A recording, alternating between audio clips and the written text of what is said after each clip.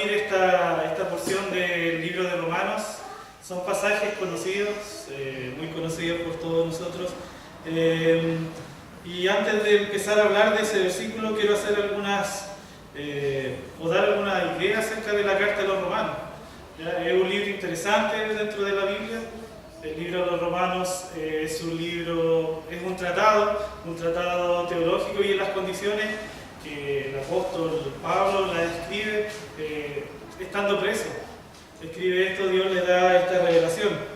El libro de Romanos a nosotros nos muestra el carácter de Dios. Ya nos muestra el carácter de Dios revelado en la persona y en la obra de Jesucristo. Ya, este libro trata de la condición del hombre, nos deja al desnudo completamente, que no somos nada sin la obra o sin Dios en nuestra vida.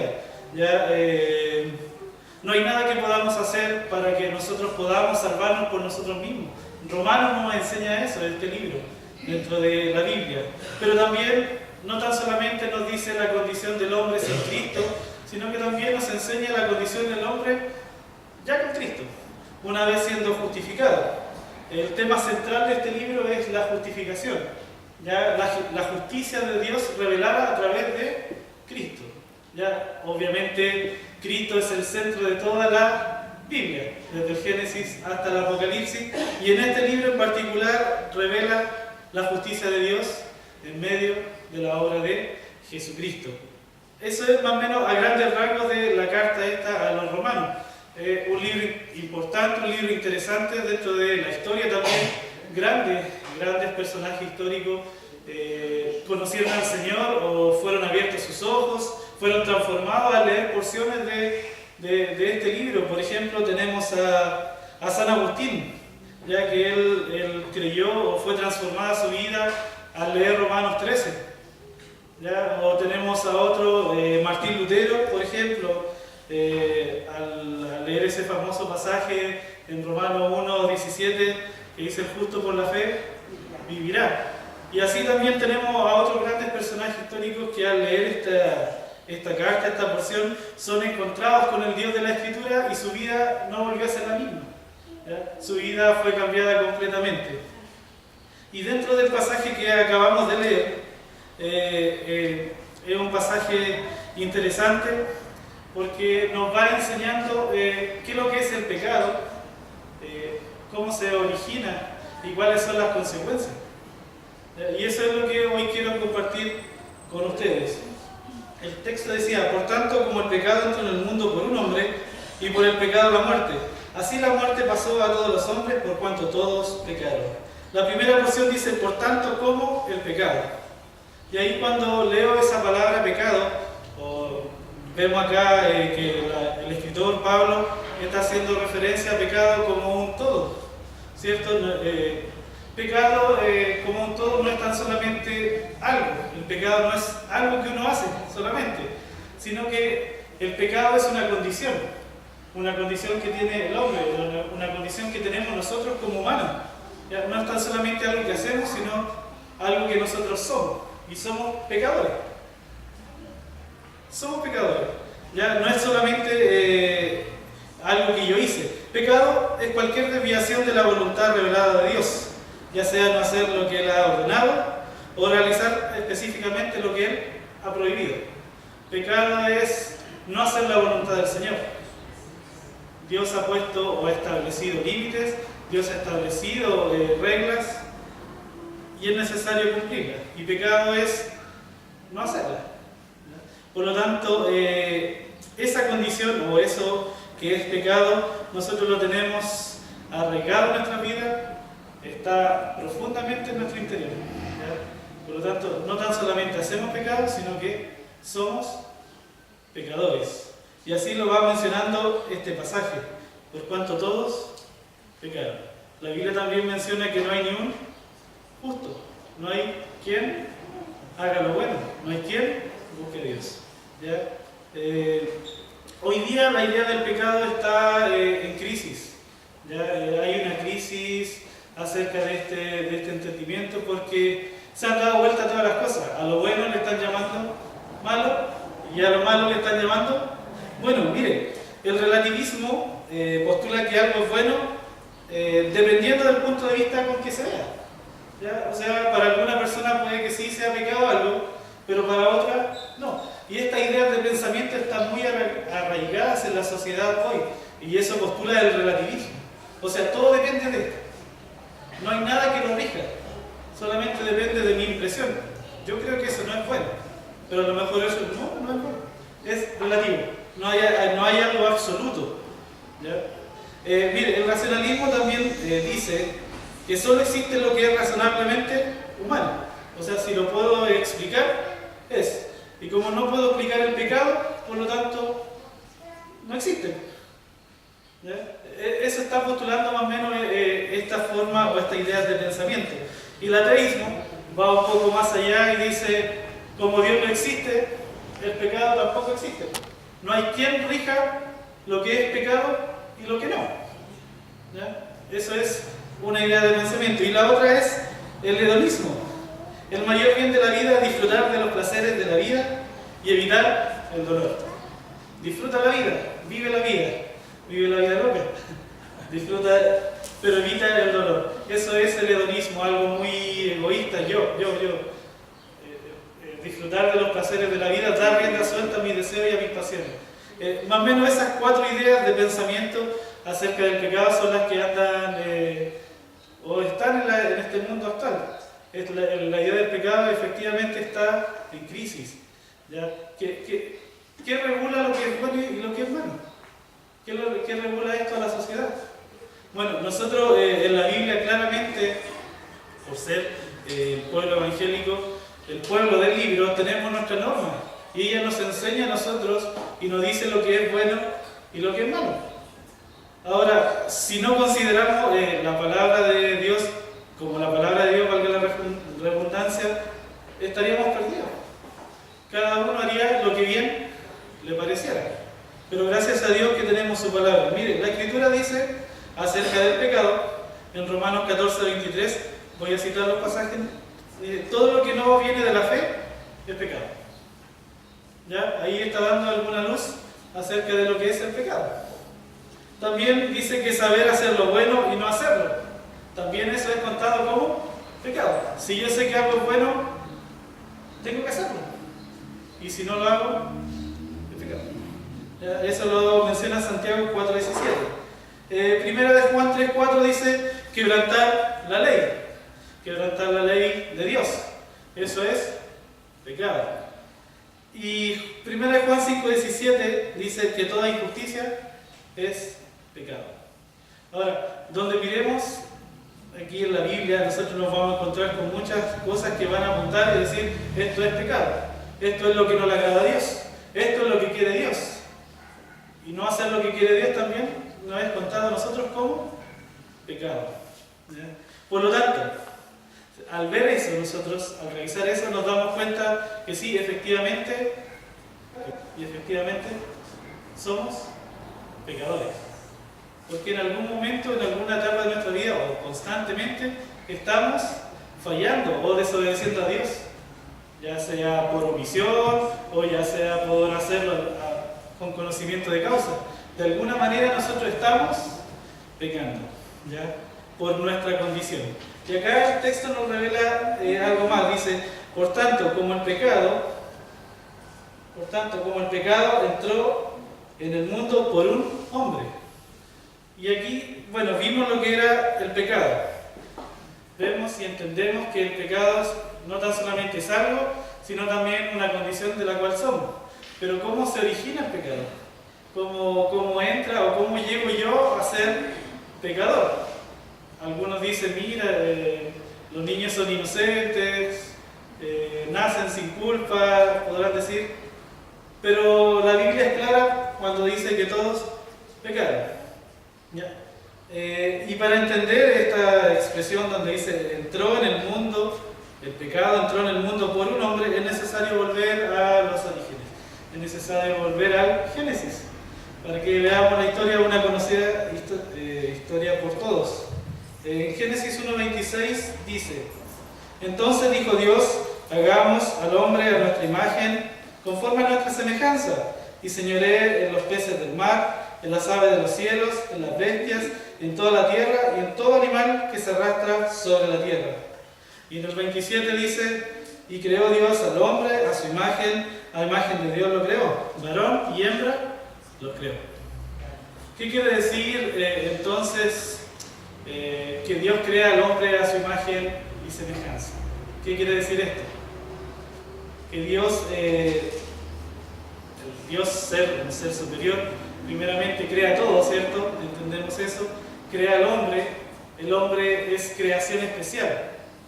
Cuando digo hombre me refiero a hombre y mujer, por si acaso. Es creación especial porque lo crea a su imagen, conforme a su semejanza. Y esto quiere decir que hace al hombre un ser moral, que hace al hombre un ser con inteligencia, que hace un hombre capaz de razonar, que hace un hombre con libertad, libre albedrío, ¿ya? Que lo hace perpetuo o inmortal, ¿ya? Que lo hace con comunión directa con Él, en el principio, en el primer hombre, en esa etapa de inocencia, Dios lo crea de esa manera. ¿Ya? Adán fue el sello de la creación, Dios lo ubica en el huerto de Edén, ¿ya? Edén significa deleite, lo ubica en ese lugar para que lo trabajara, para tener relación con Él.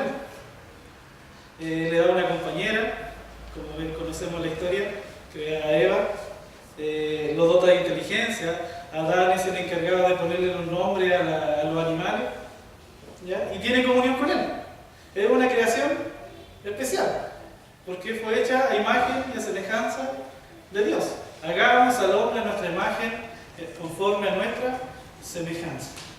De esa manera Dios entonces crea al hombre, un hombre libre, con capacidad de tomar decisiones, ¿ya? Inocente, pero Dios le da una tarea.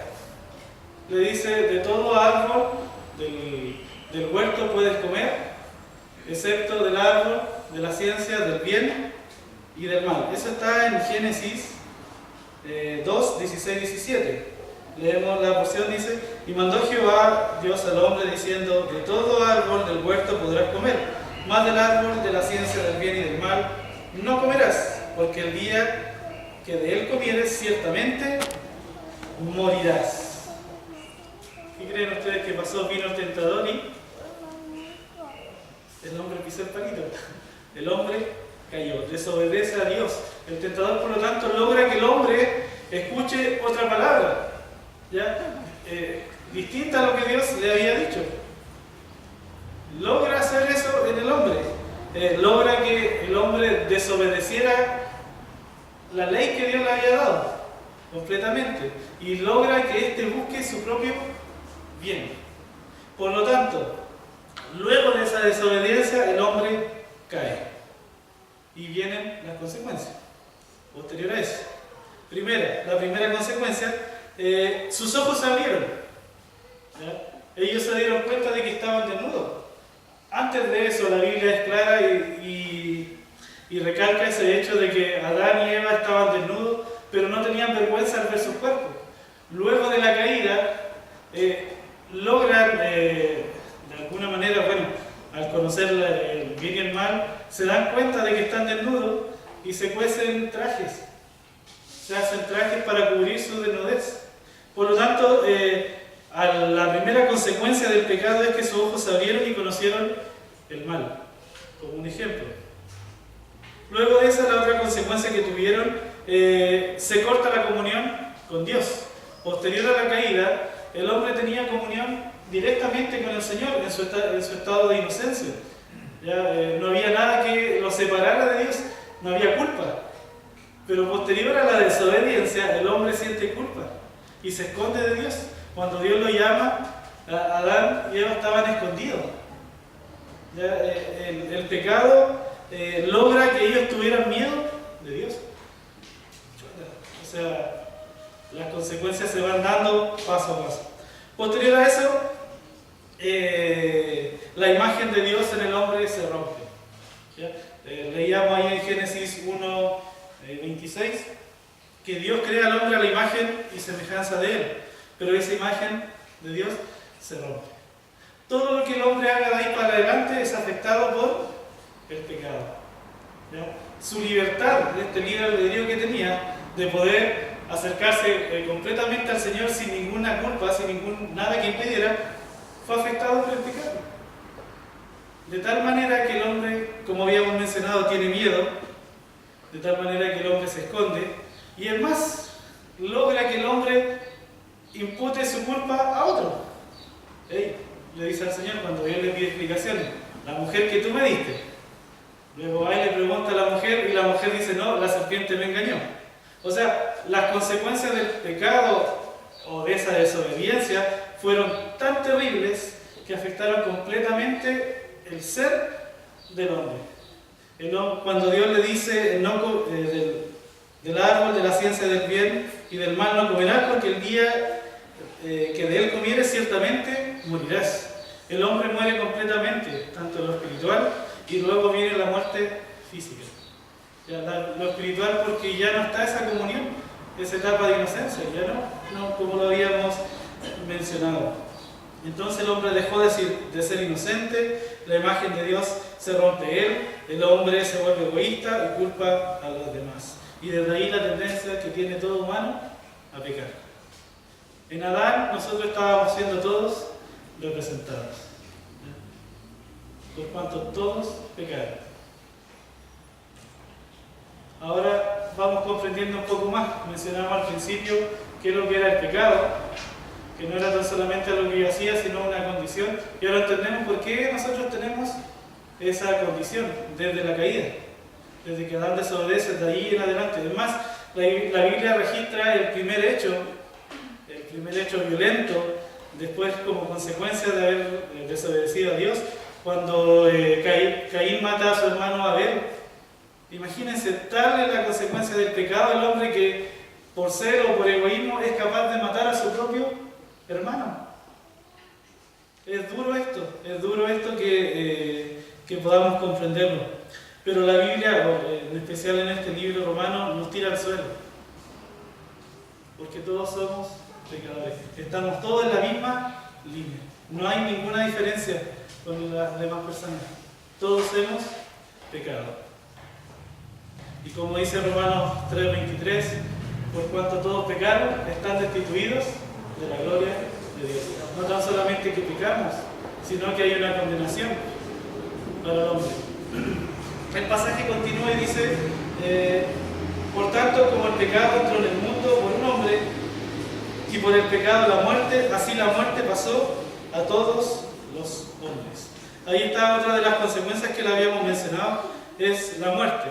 Y no tan solamente la muerte física, porque Dios había creado al hombre para vivir perpetuamente. Ya recuerden que en el huerto también había otro árbol que era el árbol de la vida, y le estaba permitido comer. Dios le dice: de todo árbol del huerto podrás comer, menos del árbol de la ciencia del bien y del mal, no podrás comer.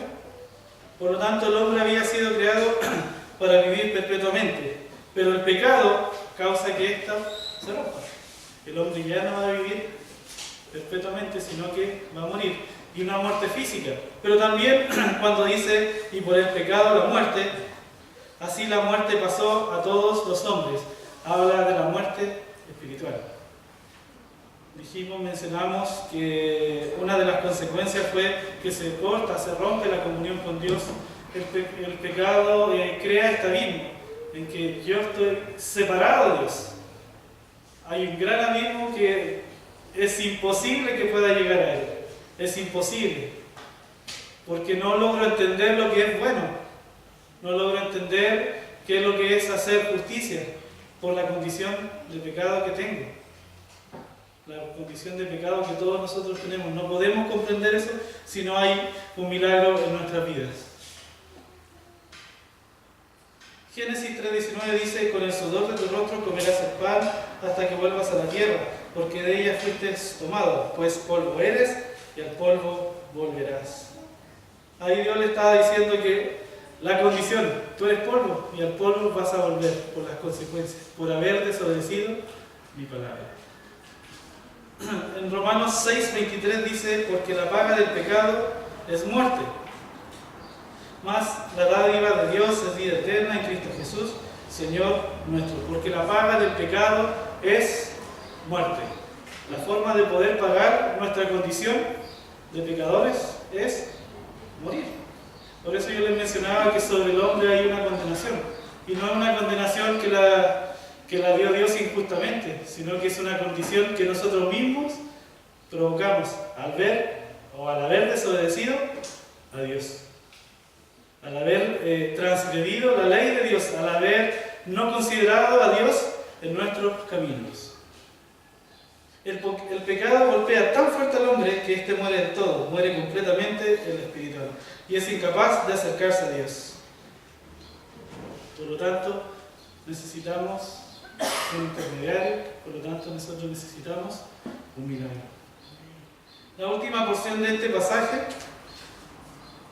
dice: por pecado entró en el mundo por un hombre, vimos la historia, y por el pecado la muerte, así la muerte pasó a todos los hombres por cuanto todos pecaron. La ley de Dios dice que sin derramamiento de sangre no hay perdón de los pecados. Es necesario que sea derramada sangre para que haya perdón de los pecados. Por eso después de eso Dios, que el hombre desobedece, que el hombre peca, come de este fruto, se dan cuenta que están desnudos. Dios les da trajes, les da ropa, pero les da pieles para que se vistan. Por lo tanto, ahí nosotros vemos que hubo el primer sacrificio, un intento de poder cubrir el pecado de cierta manera, ¿ya? Y ahí, en la historia más adelante, cuando continúa la Biblia, vemos nosotros un sistema de sacrificios que fue puesto para que el hombre pudiera acercarse a Dios o pudiera estar delante de Dios, traspasando la culpa a un tercero. Obviamente siendo sombra de todo lo que se venía, siendo sombra de la obra que Cristo iba a realizar, esa obra perfecta, ya que la muerte de esos animales no era suficiente para poder cubrir mi culpa o para poder limpiar, expiar el pecado. ¿Ya? Por lo tanto, sin derramamiento de sangre no hay perdón de los pecados.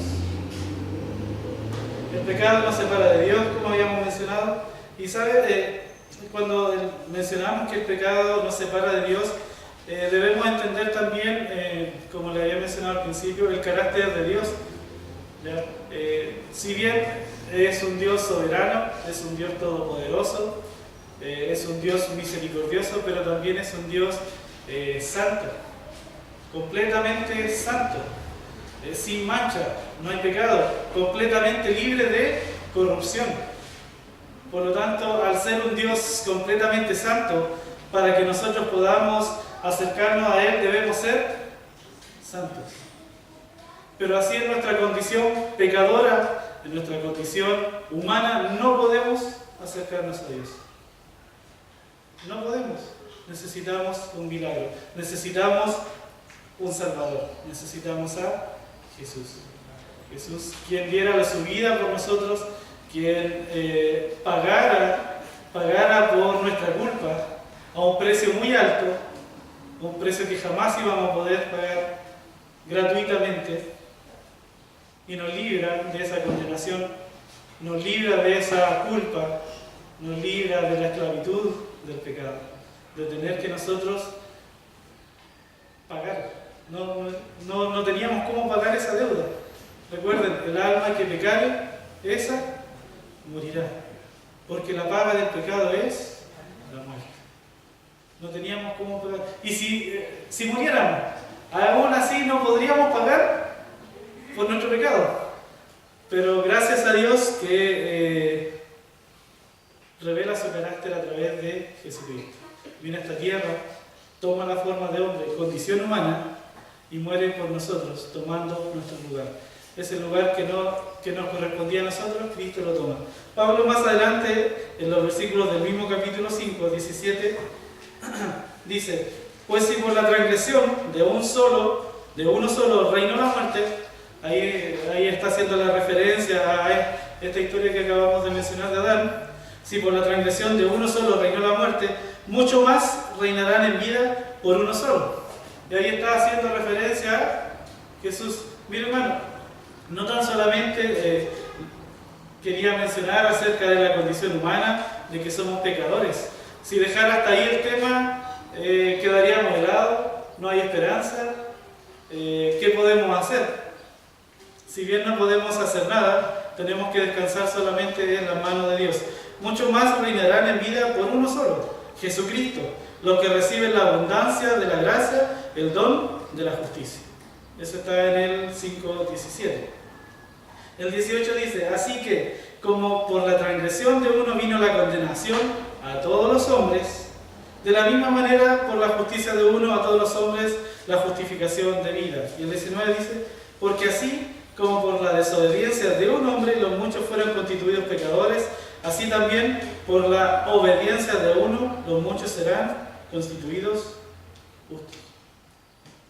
Por lo tanto, la obra que Cristo realiza en esta tierra, que la vamos a ver en el próximo tema por nuestro hermano Elías, es tan tremenda que logra romper o anula el efecto del pecado en nuestra vida, logrando que nosotros podamos tener vida eterna, logrando que nosotros podamos acercarnos a Dios libremente, sin condenación, sin la culpa que nosotros mismos nos habíamos condenado. La obra de Cristo fue tan grande que Él muere por todos nuestros pecados, pasado, presente y futuro. Ya no hay más condenación. Cada vez que yo me miro, aquí voy a ser bien personal, cada vez que yo me miro, veo mi condición pecadora y no me siento digno de estar delante del Señor. No, a través de mí no podría estarlo, pero veo la Escritura, por medio de su Espíritu Santo, Dios nos habla y nos dice, hey, Dios ya no me ve a través de mí, sino que me ve a través de Jesucristo. Amén. Nos ve a través, y eso a nosotros nos tiene que dar una tranquilidad, hermanos, una seguridad y una esperanza, pero más que una esperanza, una seguridad de que ya no hay más condenación para nosotros. Esa misma que buscamos nosotros por haber transgredido la ley, por haber desobedecido, queda nula por la obra de Jesucristo. Por eso yo le decía a Romanos, muestra el carácter de Dios en medio de esta obra. Ya, porque siendo nosotros merecedores del castigo, siendo culpables, nos declara inocentes. Ya no tienen culpa. El precio lo pagó alguien. Y ese precio fue con derramamiento de sangre en la cruz del Calvario. Sin eso nosotros no hubiéramos podido estar delante del Señor. Sin eso nosotros no estaríamos acá. Somos el mayor testimonio de esa obra. El hecho de que nosotros estemos acá es por eso, por la obra de Cristo en nuestro corazón. Y vuelvo a leer el pasaje del 5:17, pues si por la transgresión de uno solo reinó la muerte, mucho más reinarán en vida por uno solo, Jesucristo, los que reciben la abundancia de la gracia y el don de la justicia, el regalo de la justicia. Somos pues justificados, solamente por la fe. Amén. Amén. Eso es lo que yo hoy quería compartir, hermanos, con ustedes. Y le doy gracias a Dios. Y le doy gracias a Dios porque un día abrió mis ojos. Y yo sé que ha abierto los ojos de muchos, de todos los que están acá. Le doy gracias por su palabra. Gracias porque ya no está esa condenación y podemos descansar en Jesús. Y esa obra que fue completa. Y piensen las palabras de Cristo en la cruz cuando dice, consumado es, todo está hecho. No hay nada más que agregar, hermanos. Solamente nos queda descansar en su perfecta voluntad. Oremos.